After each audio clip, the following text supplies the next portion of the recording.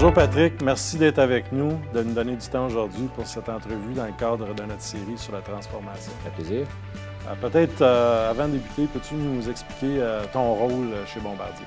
Vraiment, merci de me recevoir.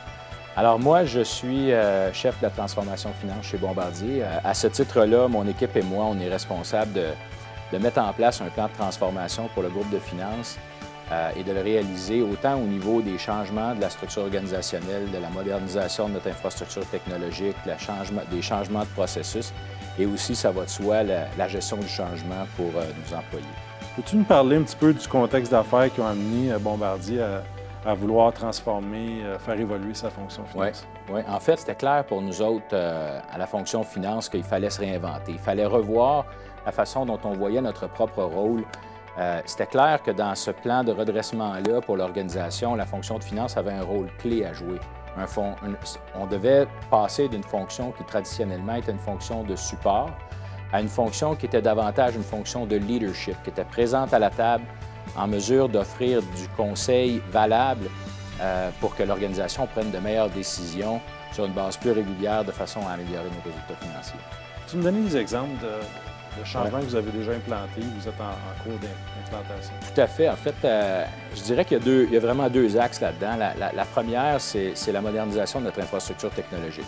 Plus les processus sont manuels, plus les processus sont empreints à du retravail, du rework, comme on dit en anglais, moins on a de temps à accorder à nos employés pour qu'ils vraiment fassent preuve d'innovation, de recherche, d'analyse, qui tirent des conclusions, qui préparent des recommandations d'affaires pour jouer leur rôle de leader qu'on leur demande. Et on ne peut pas ajouter du personnel. Donc, des nouveaux outils beaucoup plus performants, comme par exemple des systèmes informatiques de gestion de la performance, planification des résultats financiers, l'automatisation de certains de nos processus, des systèmes informatiques aussi de gestion de contrôle et de compliance. Ce sont tous des outils qui nous ont permis de libérer de la capacité dans une certaine mesure. Une des choses qu'on a faites qui est significative, c'est le deuxième axe, c'est la création de structures organisationnelles avec un focus beaucoup plus précis. On a enlevé, si vous voulez, du quotidien d'une part de nos employés, d'une grande part de nos employés, les activités qui étaient de nature plus spécialisée, plus transactionnelle. Et on a créé des centres d'expertise. On a d'ailleurs créé un de nos centres d'expertise dont on n'est pas peu fiers, ici à Montréal, où on a maintenant un centre d'expertise en prix de revient qui sert l'ensemble de nos activités de l'aéronautique à partir du centre de Montréal. Ça nous permet de créer de la synergie, des standards, et les gens qui sont dans les opérations, maintenant, ils ont du temps pour analyser les résultats, en tirer des conclusions, puis jouer un rôle de leadership auprès de la gestion dans leur site. C'est quoi les plus grands défis que vous avez rencontrés pour réussir cette transformation-là jusqu'à présent? Je te le cacherai pas, il y a les défis de base que toutes les organisations qui font face à ce genre de programme de transformation-là font face. La disponibilité des fonds. Les fonds doivent être attribués aux programmes qui ont le meilleur retour sur investissement. Parfois, investir dans une technologie en finance, ce n'est pas aussi évident. Le business case, n'est pas aussi tangible. On ne va pas générer des ventes de plus. Il faut le voir d'un point de vue qualitatif. Il faut voir la qualité des décisions d'affaires qui vont être prises avec ce conseil-là que la fonction finance va apporter. Alors ça, c'est un des défis qu'on a rencontrés. Un autre défi qu'on a rencontré, évidemment, c'est qu'à travers les années, notre organisation est relativement lean. Être capable d'isoler des ressources, des gens, pour se consacrer à la transformation, c'était aussi un investissement qu'on faisait en tant qu'organisation.